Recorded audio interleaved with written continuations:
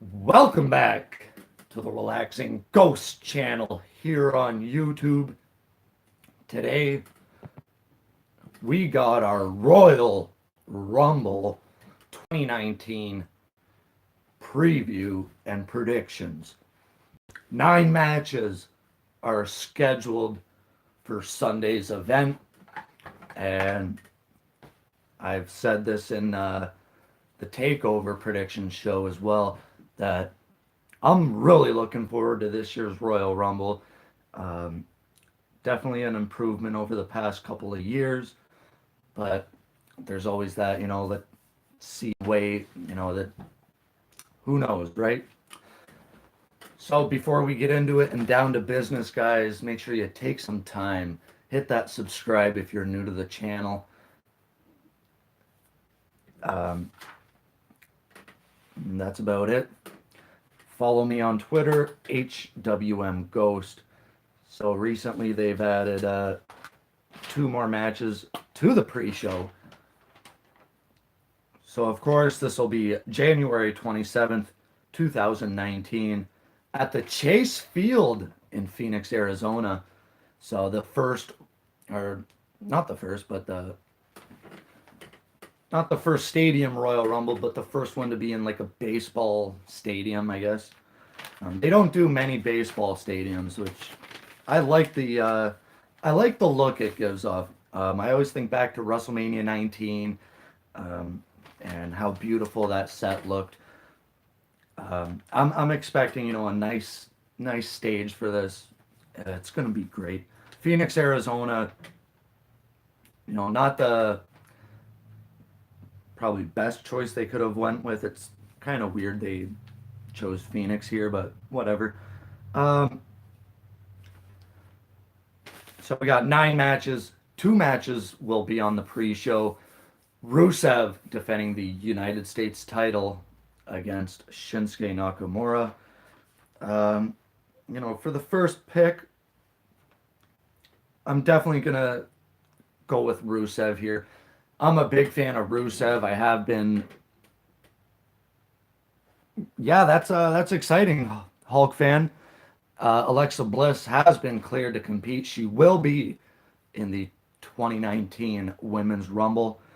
I'm a big fan of Rusev. I've been a fan of his since 2014. So this is 5 years that Rusev has been in the main roster picture. I think Rusev didn't officially debut until much later in 2014, but he was in the 2014 Royal Rumble match. Rusev is just awesome. I'm picking him to retain. It sucks to see Nakamura on the pre-show. Considering he won the Royal Rumble last year. Second match on the pre-show here will be a fatal 4-way for the Cruiserweight title. We got Hideo Itami, Kalisto, Akira Tozawa, and Buddy Murphy, the champion. Man, the options are endless here. I'm probably going to go with Buddy Murphy to retain overall. It'd be great to see Hideo Itami, Kenta getting that title, but maybe they could save that for WrestleMania. I'm actually interested to see ticket sales for this place. If you look back to 2017, a couple years back, they put about 50,000 in the Alamo Dome. I agree, Manuel. Whole show looks good from top to bottom, and that's impressing me because 2018 was not a good year for WWE. This is a good way to kick off the new year. Like I said, with the ticket sales and things like that, it'll be interesting to see if there's a lot of ticket sales during this last few days. A lot of walk-ups and things like that. So let's get to the main card.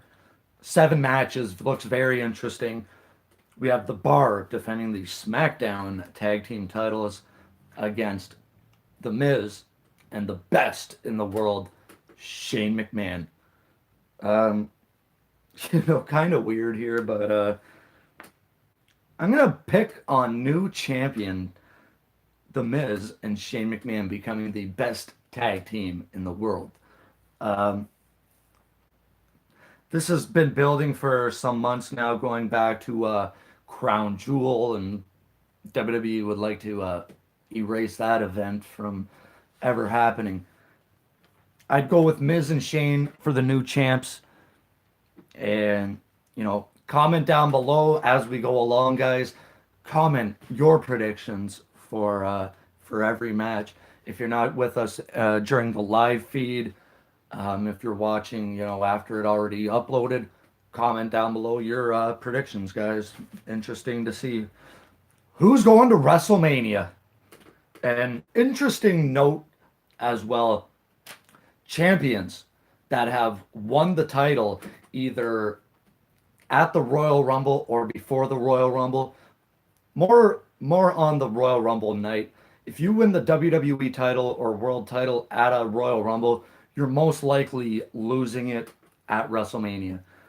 The odds are against the champions tonight. So say Styles wins tonight or at the Rumble, he'll most likely lose it at WrestleMania. Next up for the SmackDown Women's title, the man Becky Lynch taking on Asuka. Big fan of both these women as well. This is probably the hardest match to predict for me, besides a couple of the Rumbles. But, everyone's on the Becky Lynch wagon right now. Everyone wants to see Becky as the top woman on the show. And that's why I think Asuka's going to lose, or Asuka's going to retain here. Somehow, some way, Becky Lynch is going to face Ronda Rousey at WrestleMania. So Asuka's my pick for that. For the Raw Women's title, Sasha Banks versus Ronda Rousey.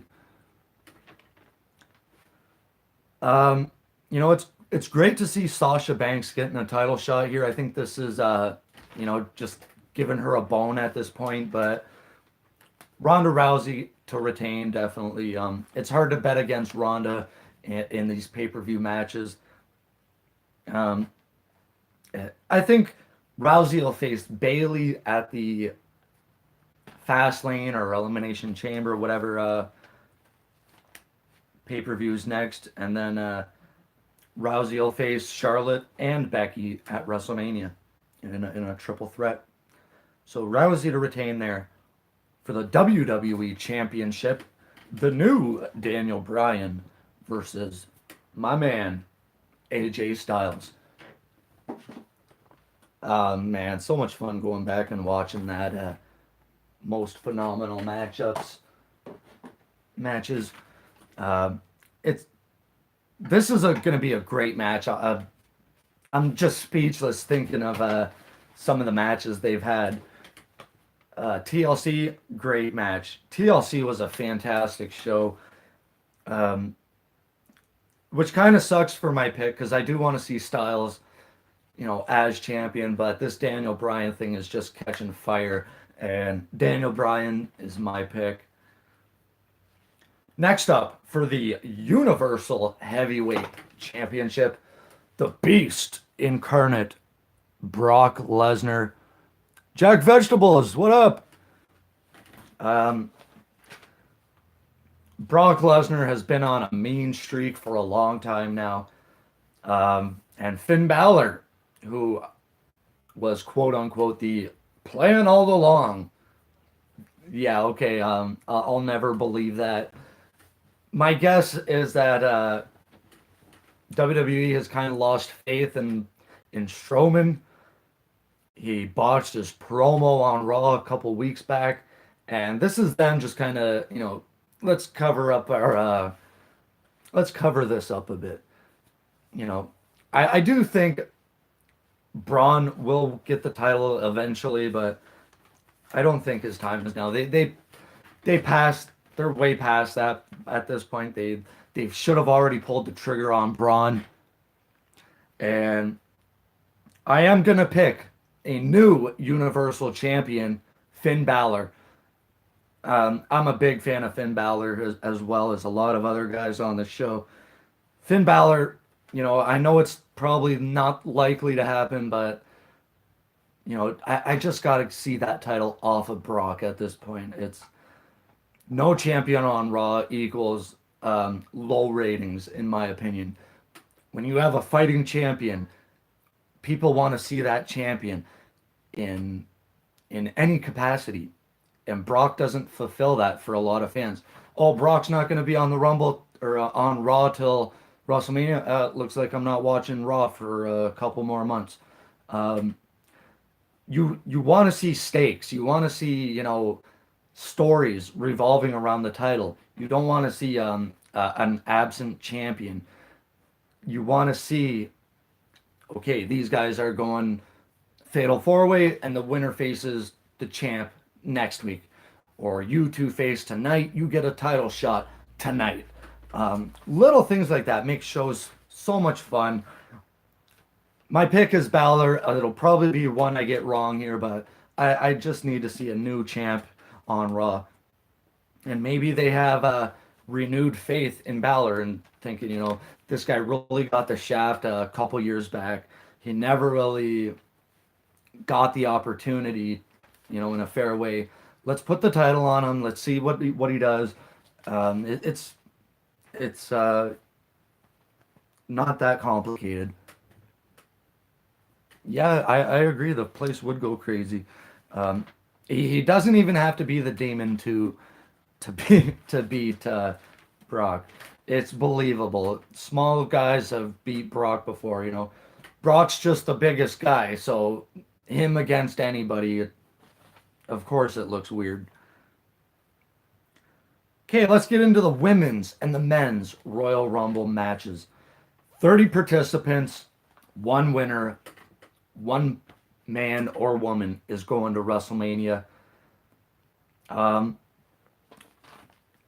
so for the women's, I think it's a little more predictable than the men's. I got a few options for the men, but for the women's Rumble, I think there's one winner here. There's only one way to go. About 20 participants have been announced for each Rumble, and they did this weird thing on Twitter where they're announcing women every half hour throughout the weekend there. Um, I like a surprise in the Rumble. I don't like to really know who's in, who's not in. You get your few guys, I'm gonna be in the Rumble. I'm gonna be in the Rumble. Okay, you want to be in the Rumble? You're number one, and then you got to see this man fight from number one and see how long he lasts. For the women, like I said, I think it's pretty predictable. I'm going with Charlotte Flair. And for the men's, I picked three guys here.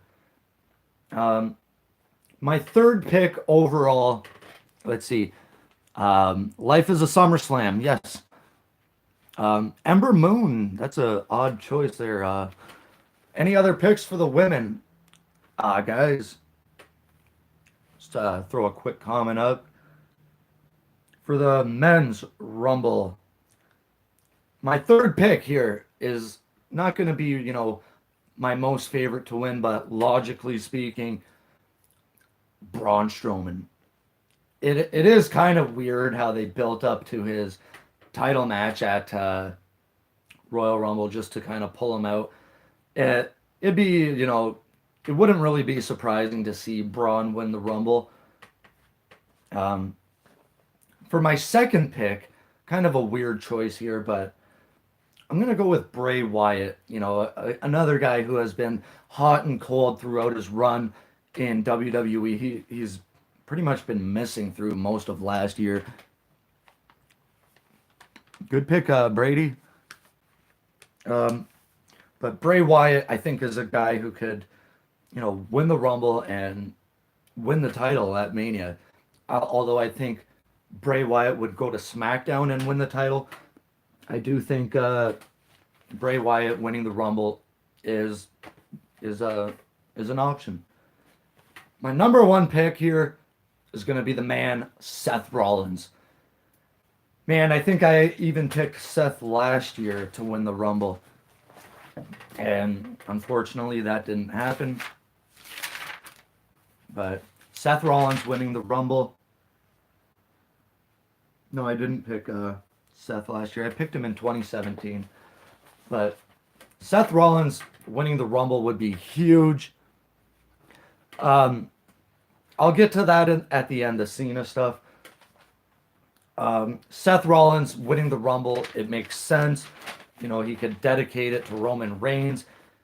Seth Rollins, always fighting from underneath, is a good choice. And he has the thing that Brock has never beat Seth Rollins. Seth beat him for the title at WrestleMania 31. Their kind of rematch there went to no contest because of The Undertaker. And, you know, these guys have, I think they've had another match. Or, no, maybe I'm thinking of Fastlane there with Ambrose and Reigns. So that every match they've had, Brock has never beat Rollins. Whether that's a good thing or bad thing leading into this. And for a dark horse pick, I'm gonna pick The Rock. Um, The Rock has been in the rumors now for a long time. Um, I thought of this a while back, listening to some podcast. The Rock just making a one-off appearance and facing Roman Reigns at WrestleMania. It sounds like a good idea, but I really don't like to see, you know, kind of part-timers return and win the Rumble. They've done this too many times the past few years with Batista, Cena, um, Randy Orton won a Rumble, Triple H recently. I think they've kind of leaned on that a few too many times. And, you know, The Rock returning would be great, but he doesn't need to win the Rumble. He doesn't need to win a title. He's way past that at this point in his career. So, John Cena, let's get to that. He's been announced for the Rumble. He's claimed to have injured his ankle, but a lot of people think that's kind of bullshit. I think it's bullshit as well. John Cena winning the Royal Rumble would do nothing for me. I think it'd be a kind of a waste of a Rumble, like I've just said, with all these part timers coming back, winning the Rumble. Um, we don't need another Cena Rumble win. You know, Austin's won 3 Rumbles. I think that's kind of it. You know, nobody else needs to win 3 Rumbles, let alone 2. Cena's already won 2. I think Cena will be in the Rumble. He'll be a huge surprise, but I don't think he's winning it. Um, this will kind of build up to Cena's WrestleMania match. I'd like to see Lars Sullivan make an appearance here at the Royal Rumble. Um, you know, Cena as champion, I got no problem with him breaking Flair's record, but Cena winning another Rumble, I don't need to see it.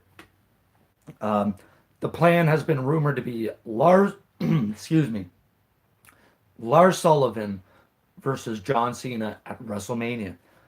Lars Sullivan had a panic attack. He no-showed the Raw a couple weeks ago. He had an anxiety attack, a panic attack.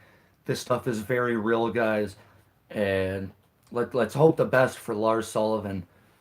Um, you know, this could be, you know, detrimental to his career, or it could help it. Whether he returns and is healthy, he's motivated, he's confident. Anything could change day of. We never know. Or this could be all made up nonsense where they kind of pushed his debut back a bit. Where, hey, let's kind of make something up to where it seems believable enough to pull him off TV for a couple more weeks. Who knows? Let me know your thoughts, guys. If you guys have any questions right now, comment down below, or we're gonna send this one home. We're going on 20 minutes already, so I do kind of want to wrap this up. If you have any questions or comments, comment in the live chat. Um, like I said, this looks like a great Royal Rumble from top to bottom. Let's keep our fingers crossed with some of the plans going forward in WWE. And the this whole new era WWE's promoting is just bullshit. Shane McMahon returned in 2016, remember? And if he beat The Undertaker, he was supposed to get the keys to the city, and he lost to The Undertaker. And he still got the GM position on Raw. And then he went to SmackDown, and Stephanie and was in charge of Raw. Um, so overall, this whole McMahon stuff is just silly. Um, although it is a bit better than having 30 different people in charge for two different shows. It does make sense a bit. Let's keep this circle contained. Who's in charge? Who's not in charge? Let's get Baron Corbin, Alexa, Paige, whoever else was on SmackDown, whoever else was on Raw. You're no longer in charge. You don't have nothing. You're either a wrestler, you're a manager, you're this, that, or the other. So overall, guys, take some time and subscribe. Let's get ready to rumble. We'll talk to you later.